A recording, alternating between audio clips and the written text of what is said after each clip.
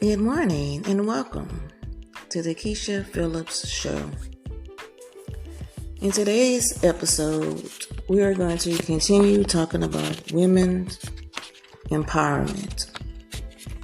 On yesterday, I have gotten so much feedback, and I think the number one question that has been asked is why? What made me decide that I wanted to talk about women empowerment? I am a woman, and I realize that we face obstacles every day. Some of these obstacles I've faced in my own personal life, especially when it has come to careers and the workforce. When I was looking in the encyclopedia to have a better understanding of the overall concept of women's empowerment, it says that women's empowerment refers to the process of providing power to women to become free from the control of others, to assume the power to control their own lives, and to determine their own conditions. Do we really live in a world where females, which basically is our human right, fundamental human right, that if these certain things change, that we can be headed to a more prosperous world? It also includes that women's empowerment can be achieved through increasing the spiritual, political, social, or economic strength of women. For decades, we've had a certain group of women, I think, that kind of been on the political side. And most that are on the political side today have either had husbands that's been in the part of the presidency of the United States, and part of their agendas and the things that they've done.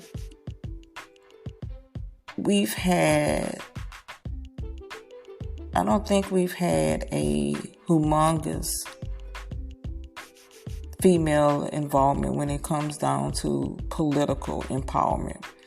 And basically, political empowerment supports creating policies that best support gender equality for women in both the public and private spheres. It's also defined as accepting women's viewpoints, making an effort to seek and raising the status of women through education. When we start talking about women empowerment, it can go into so many different directions. And I know that I've had a few people to say, you are more biased than I'm biased. I don't know if I agree with that 100%. Because when you think about social empowerment of women, you think about how can women be empowered. And when you think about the social aspects, I'm not trying to improve my social status. I totally don't really like social media. I think that that's just another way to be in people's business. I think there's more glitches in the system when it comes down to social media than a little bit. And then when you start talking about can women be empowered, you're talking about you're encouraging women to be more active into politics, leadership, awareness, women's political rights. And these are things that we honestly should already be doing. I don't think that that's something new. I think that's something that we should already have been doing, things we should always have been a part of. We should already be having equal opportunities, even the workplace, equal opportunities. When it comes down to so many different things, but the fact is we don't. And I don't know if that'll ever change. When you start thinking about the global aspect of women's empowerment, you have to understand where a man fits into all of this, where a man fits into this entire agenda. And when you get to that aspect of it, I honestly don't think that's ever going to change. I don't think that's going to change, because you have men in all walks of life, all nationalities, all across the globe. And certain positions have been defined. That's basically when you think about males. You think about United Nations, and when you think about sustainable development goals, the goal number 5 is achieve gender equality and empower all women and girls. So it's not that it's not something that has never been discussed or talked about. It has been talked about. We talk about gender equality every time you turn around. But I don't want to talk about gender equality,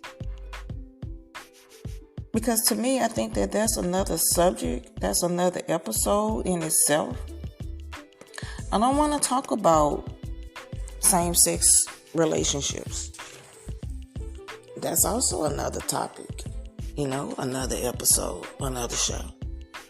So when you start going into all those different aspects of empowerment, when it comes down to women, then you have to take in consideration all those things. And that, and that, truth be told, comes with it. That's part of it. And those are two touchy subjects. Now, yes, I am going to go into the sustainable goals. That's an episode that's going to come in season 4. And we're going to talk about the sustainable goals. I'm all for the sustainable goals and the things that we can do as a nation to make a difference. But that's as a nation. When I go into that topic and I start talking about sustainable goals, I'm talking about all sustainable goals. I'm not going to just be talking about the equality of women and girls. I want us all to be able to voice our opinions, to be accepted for who we are, to be able to live our lives and to be true to who we are. But the thing about it is that honestly possible? You understand what I'm saying? Is that honestly possible? Is that really the way of what society today? It's not. It's not. Because we're going to always have where men think that they are more dominant. And I don't think that that's me being biased. I think that that's just truth. That's me understanding truth. That's me understanding that when someone say bias, to me, that definition is saying prejudice in favor of or against one thing, person, group compared with another, usually in a way considered to be unfair. I'm not biased. I'm not saying that the men should rule or the men should have the power to do this and to do that. That's not what I said. I said that, and they also say another definition of bias is a tendency to believe that some people ideals are better than others that usually results in treating some people unfairly. I would definitely have to totally disagree with that, because I'm all for fairness. I'm all for being true to who you are. I'm all for equal opportunities. I'm for 100%. If that's the case, people have been biased towards me. That's one of the reasons why I'm not working the job that I know that I should be working today, with a bachelor's degree and a master's degree. And on top of that, advanced certifications. I've been treated unfairly. But do that make me biased? No, it doesn't. Am I saying that the people that have treated me unbiased, that they're prejudiced? And maybe they are. But I have not lived my life trying to define their reasons for what. Doing things the way that they have done it. Why? Because when you think about bias, it's a tendency to prefer one person or thing to another and to favor that person or thing. Then I'm right then. If that's the case, then I have had those issues